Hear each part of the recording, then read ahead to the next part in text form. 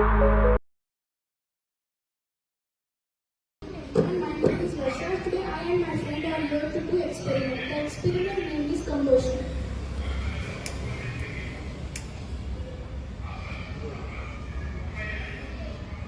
See now the candle is burning. When the glass jar is covered with the candle, it gradually die out because there is no access of oxygen. The oxygen present in the jar is already transformed into water and carbon dioxide, and no more oxygen is present in the walls of the jar. Thank you.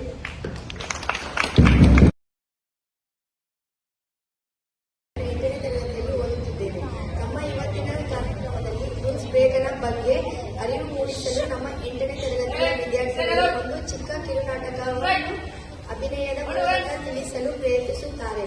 ಎಲ್ಲರಿಗೂ ಚಪ್ಪಾಳೆಯ ಮೂಲಕ ಸ್ವಾಗತಿಸೋಣ.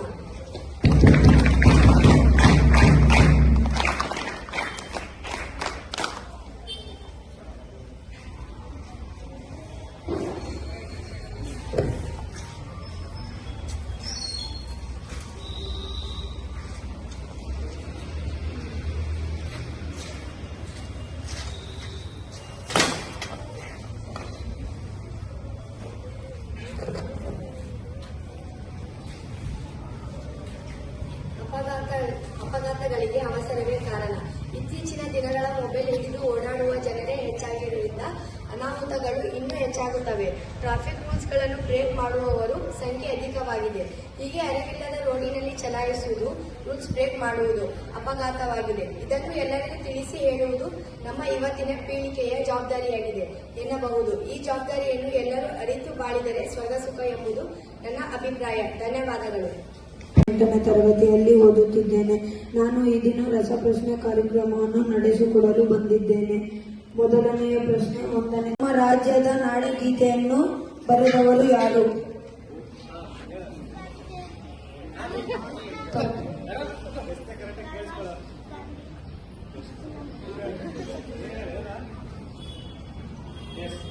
Answer ರಾಷ್ಟ್ರಕವಿ. get up come. Digant, raise your hand up. ಅಭಿಮತ ಸುದ್ದಿ. ಭೌತಿಕ ಸ್ವಾತಂತ್ರ್ಯ ಅಸಹನೆ ಏಕೆ?